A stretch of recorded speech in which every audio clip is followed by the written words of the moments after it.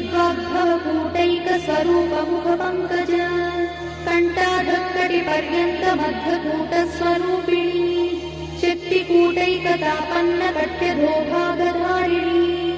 मूलमन्त्रात्मिका मूलकूटत्रयकळेबरा कुलामृतैकरसिका कुलसङ्केतपालिनी कुलाङ्गना कुलान्तस्था कौलिनी कुलयोगिनी अकुला समयान्तस्था समयाचारतत्परा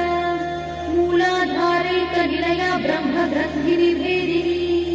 मणिपूरान्तरुदिता विष्णुग्रन्थिनिभेदिनी आज्ञाचक्रान्तराळस्था रुद्रग्रन्थिनिभेदिनी सहस्राराम्बुजारूढा सुधासाराभिवर्षिणी तटिल्लता समरुचिषट्चक्रोपरि संस्थिता